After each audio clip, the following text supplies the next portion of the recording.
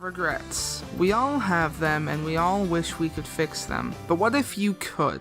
What if you had that one chance that many of us yearn for? What if you received a letter that told you everything that you will regret in the future? What would you do? And what would result from your new choices? This is what today's series tries to answer. Does it fall short, or does it belong with the other emotional greats of anime? Let's find out.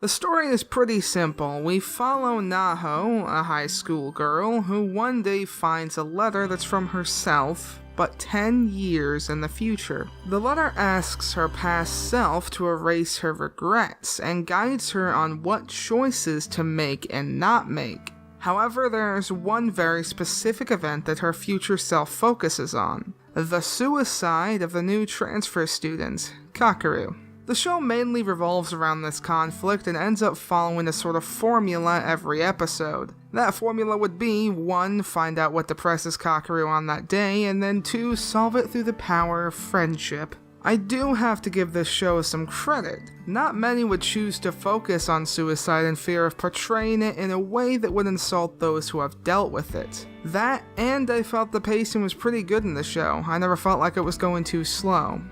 Now that I've spoken about the more solid points of the show, it's time to talk about the negatives. First of all, there's the setting, which is of course a high school in a town with no name, or if there is one, I couldn't remember it. Next, there's Kakeru and his interesting case of depression. The best way I can describe him is overdramatic.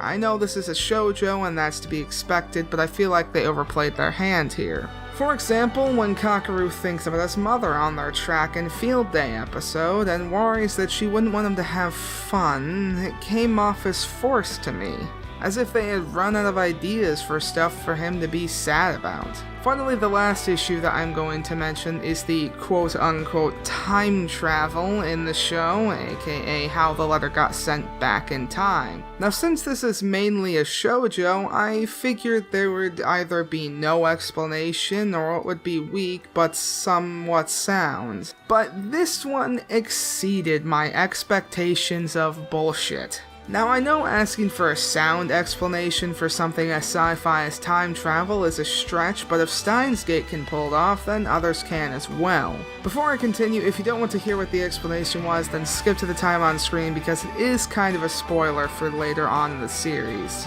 But what was the explanation? A black hole in the Bermuda Triangle that they threw the letters into. Just no. This is not how you do time travel. I admit it's kind of my fault for getting my hopes up because I saw the director of Orange was the same as Steins Gate, but still, this is just stupid. Oh yeah, and as a final point, all those friends of the main character? Yeah, they're basically cardboard cutouts that can be described more by their quirky habits than their names. Like this one can be described as Bread Girl, and this one Silent Glasses Guy. Oh, and don't forget this one that did a couple things, like defended the main character once. If you notice that I only mention like 2 names for the show, this is why. Let's just move on to the next topic. Well, this is probably the least impressive part of the series, honestly. Let's start with the good of the music first. The opening was quite enjoyable to me and was handled by Yu Takahashi. The ending was alright. Not my favorite, but still good enough. It was handled by a team of 2 people named Cobra Girl. Now, let's move from the good to the bad. The background music is extremely forgettable. It's the same kind of happy-pappy music that we've heard before. I know that sounds pretty harsh, but after hearing this kind of regurgitated background music multiple times, it gets old. Oh yeah, and make sure to mark the characters running in the opening animation off your cliche bingo card.